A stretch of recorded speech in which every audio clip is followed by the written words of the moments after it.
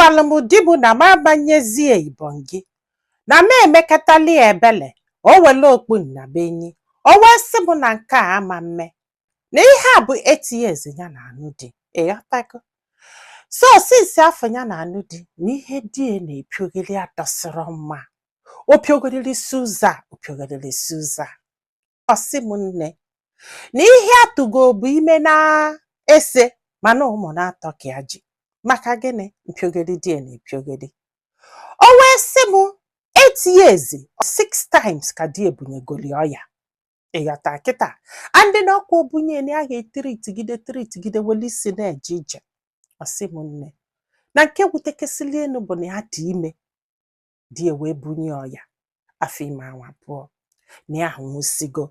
ya wee gwọbịa agwasị agwa ndị be ha wee kụọ ikpe wee kpebe kpegide kpesie ọyọba biko yọgide yọsịa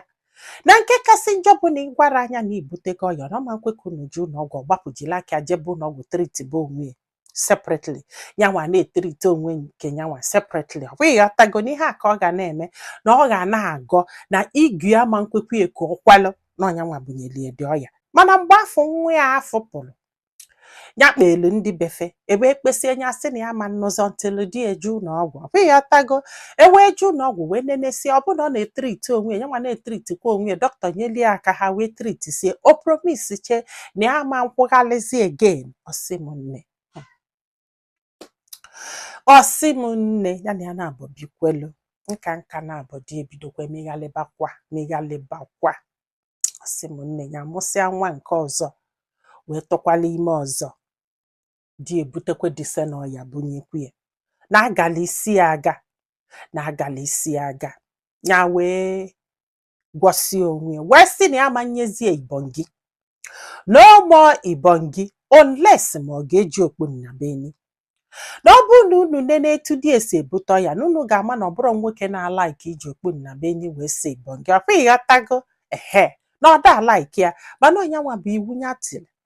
isaida okpu nnabenyi or no more Ibonyi na marriage. Ọ sị m ihe a na-ese ezigbo okwu ndị be ha wee sị ya na ọ bụ na di eju ya na taba apịghọta na ihe a na-ese ezigbo okwu ndị be die wee na-asị na ya wee wụrụ right na o nwere ihe ya emegide ka ajụ na ya manyezi die Ibonyi na ebe die si na agwọsị gị na highest na ọ ga-eme bụ esi je mee test ekpegidekwa wee jee n'ụlọ ụka wee jekpelu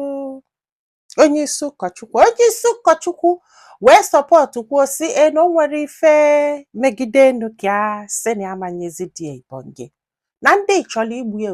na ya chọọ ka ya hapụ that marriage with ụmụ atọ ka ya jebela onwe ya wee nata wee gwa ha ka onye isi ụkọchukwu kwụsịrị na ekwesịrị ịdị na-ayị di Ibonyi regardless na ọ na-ebunye ọya ya wee sị na ya anụsigo ka anaba agbakọkwa na-asị ya na ọ dọrọ enough na o kwesịrị ịhapụ di na o kwesịrị ime nke a. Ọ sị na ihe a na-agwa anyị ha na ihe decide chago ịghọtago ndị be die na-asị na ọ dọrọ mma ndị be nna ya na-asị anya na taba ma ọma nnọzi ya wesị ka amala ife ndị mmadụ lụ na ife a chọrọ ịma bụ nwanne ma ọ bụ na ịnweta onwe gị n'ụdị ọnọdụ ya nọ ihe a ọ na ịma hapụ di gị ka ị ga-anọ na-anụ di ka ịtụnye isi gị. Ọ sị m nne na mfụ ihe ya ji gwa bụrụ nwaanyị mmeli ebele na o nwere ụdị ọya nya ya bene ya na-anụ di na ọ bụrụkwa na ya na-asị di nye eko na ịkpa na ọnya wele okpu nnabenyi wele eko nwoke eju na ama nji okpu nnabenyi nwaanyị na ya ga na-eke ịkpa ụmụ ihe a niile ju na street o jebukosi ọya ọbatabụ inye na ya chọrọzi na ya chọrọ ịma ma ihe ya mere ọdụ njọ ka ọ dị mma. That is number 1. Number 2 na ya chọrọ ịhapụ this marriage ọ na ọ dụrụ oke iji wee hapụ marriage ka ọ dị oke iji wee hapụ marriage ike gwụrụ agbara m ife m ga-ekwu because mana ihe a na-akpọ marriage ọ na-adọ mma isi mmadụ hapụ marriage ọ na-adọ mma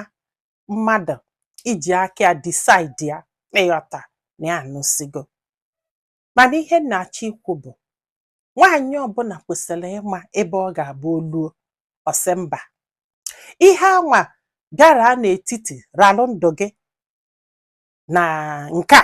a Always choose your life. Always choose your life. I'm telling you, that is ihe.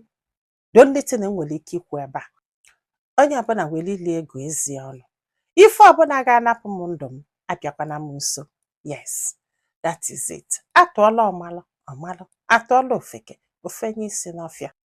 Ndị be anyị, daalụnụ ka ọ dị n'ụbọchị ọzọ.